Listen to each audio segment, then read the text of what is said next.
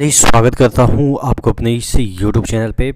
दोस्तों, एक आरटीआई का रिप्लाई है और ये आरटीआई का रिप्लाई 21/2/2024 के डेट में, यानी कि लेटेस्ट आपके आरटीआई के रिप्लाई है और ये ग्रुप डी से रिलेटेड है और वेस्टर्न रेलवे से रिलेटेड है।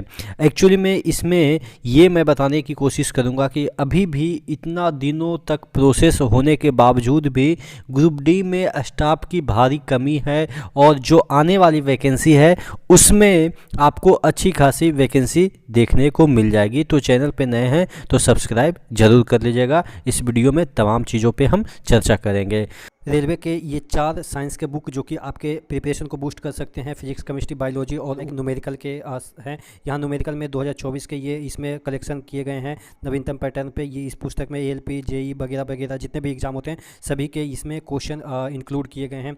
आप अंदर जाइएगा तो इस तरीके से देखने को मिलेगा। विगत वर्षों के प्रश्न और फार्मूला बेस्ड आपको चीज़ें मिलेगी। उसके बाद विषय सूची आप देख सकते हैं, आपको 20 सेट मिल जाएंगे। उसके बाद न्यूमेरिकल के कुछ प्रश्न यहाँ पे आपको देखने को मिल जाएगा।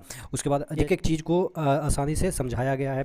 फिजिक्स के बुक के बारे में बात करें तो इस तरह से इसका लुक दिखता है। उसके बाद चैप्टर वाइज ऑब्जेक्टिव क्वेश्चन, उसके बाद थ्योरी, न्यूमेरिकल वगैरह वगैरह आपको क्वेश्चन इसमें देखने को मिल जाएगा और यहाँ पे शॉर्ट ट्रिक्स भी समझाए गए जिससे कि आपको आसानी होगी। उसके बाद न्यूमेरिकल के इस पर प्रश्न दिए गए हैं। तो ये सभी बुक आप परचेज करके अपनी प्रिपरेशन को बूस्ट कर सकते हैं। बुक का लिंक डिस्क्रिप्शन बॉक्स में। तो मैं बात कर रहा था कि जो आपके ग्रुप डी की वैकेंसी आ रही है तो उसमें अच्छी खासी वैकेंसी इसलिए मैं बोल रहा हूँ कि देखने को मिलेगी, क्योंकि जो ये आरटीआई लगाई गई थी इसमें आप देखेंगे कि तमाम जितने भी क्वेश्चन इसमें किए गए हैं उसका रिप्लाई में एक ही मुद्दा आता है समझ में कि आपके पास वैकेंसी की काफ़ी जो है वो कमी है, या आप कमी नहीं कर सकते हैं, बच्चे की कमी है। यहाँ पे देखिएगा अभी तक जो 6th पैनल यहाँ पे पूछा गया था, how many seats are vacant after 4th DB and 6th provisional panel, यानी कि जो जोधपुर से जो है यहाँ पे देखिएगा जोधपुर की तरफ से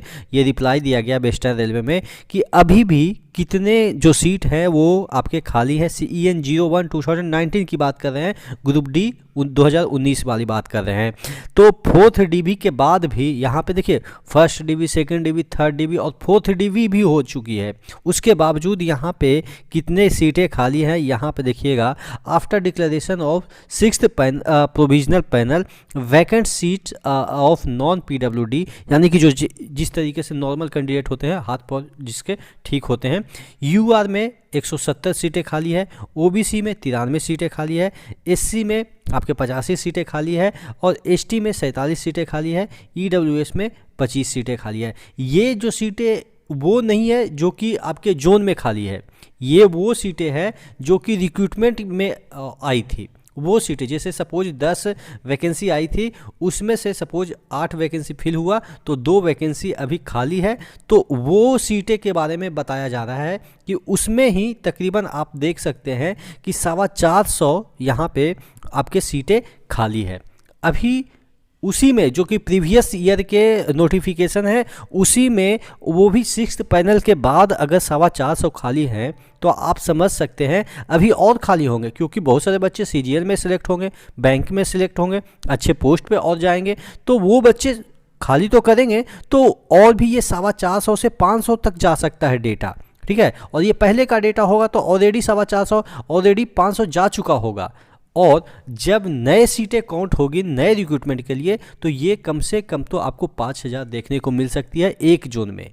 लेकिन बात अटकती है, क्या ये 5000 एक जोन में सीटें निकालेंगे?